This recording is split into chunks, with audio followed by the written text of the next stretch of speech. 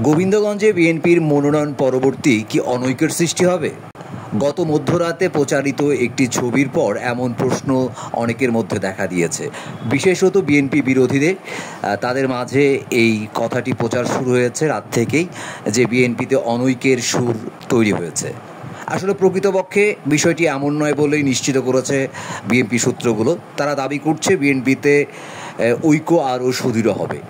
মনোনয়ন প্রত্যাশী বিএনপির নেতাকর্মীরা হয়তো অনেকেই সাময়িকভাবে মনক্ষুণ্ণ হবে, কিন্তু পরবর্তীতে দলীয় স্বার্থে এবং দলীয় সিদ্ধান্তের প্রতি সম্মান জানিয়ে সবাই ঐক্যবদ্ধ থাকবে, এমন আভাসই এবং দিয়েছে বিএনপির সংশ্লিষ্ট সূত্রগুলো।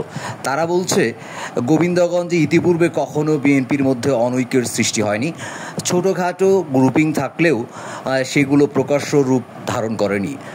2001 সালের নির্বাচনেও বিএনপির মনোনয়ন প্রত্যাশীদের মধ্যে এরকম একটি বিবাদের সূচনা হয়েছিল, এবং যা পরবর্তীতে নিরসন হয় এবং গোবিন্দগঞ্জ থেকে বিএনপির নেতাকর্মীরা জয়লাভ করে। গত রাতে বিএনপির মনোনয়ন প্রত্যাশী 5 নেতার একটি ছবি ফেসবুকে ভাইরাল হয়।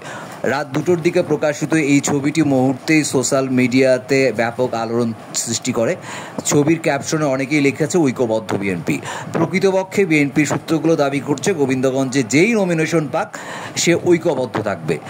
যার হাতে নমিনেশন দেওয়া হবে এবং দলের ভারপ্রাপ্ত চেয়ারম্যান তারেক রহমান যাকে নমিনেশন দেবে, সে নিশ্চিতভাবেই সমস্ত নেতাকর্মী তার পক্ষে কাজ করবে, এমনই আভাস দিয়েছে বিএনপি সূত্রগুলো। খুব দ্রুতই গোবিন্দগঞ্জ থেকে বিএনপির চূড়ান্ত মনোনয়ন প্রত্যাশীকে গ্রিন সিগন্যাল দেয়া হবে বলেও বিএনপি সূত্রগুলো নিশ্চিত করছে।